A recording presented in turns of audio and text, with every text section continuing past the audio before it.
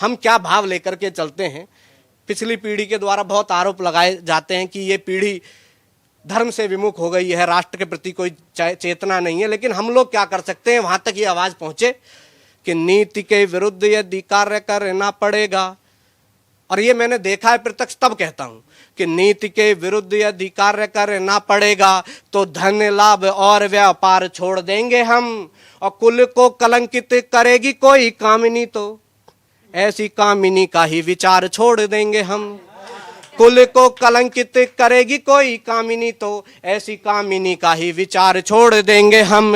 और मित्र कोई करने लगेगा यदि व्यभिचार, मित्र कोई करने लगेगा यदि व्यभिचार, ऐसे मित्र से भी व्यवहार छोड़ देंगे हम। और राष्ट्र हित वाले काज में बनेंगे बाधा यदि, तो राष्ट्र हेतु घर परिवार छोड़ देंगे हम, तो राष्ट्र हेतु घर परिवार छोड़ देंगे हम। और एक अंतिम छंद पढ़ता हूं और उसके बाद अपना स्थान लेता हूं।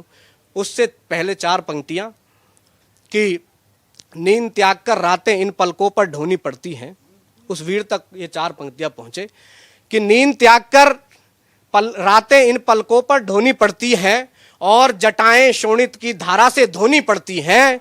दुश्मन घर में आ बैठे जब अस्तित्व बचाना हो, दुश्मन घर में आ बैठे जब अस्तित्व बताना हो, तब खेतों में फसल नहीं बंदूकें बोनी पड़ती है, तब खेतों में फसल नहीं बंदूकें बोनी पड़ती हैं। और एक अंतिम छंद आपके बीच में पढ़ता हूं। एक बलिदानी सैनिक के बच्चे से मैंने बात की तो उसने मुझे तिरंगे में जो रंग दिखाए वो आपके बीच में रखता हूं। सब जानते हैं कि तिरंगे में 3 रंग हमको दिखाई देते हैं, चौथा भी शायद आपको कहीं कहीं दिखाई देता हो, लेकिन उस एक सैनिक के बच्चे ने मुझे क्या दिखाया मैं आपके बीच में रखता हूं।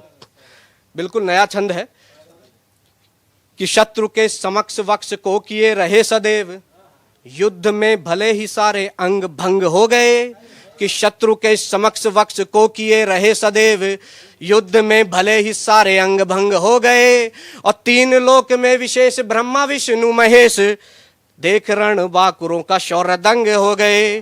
3 लोक में विशेष ब्रह्मा विष्णु महेश, देख रण बाकुरों का शौर्य दंग हो गए।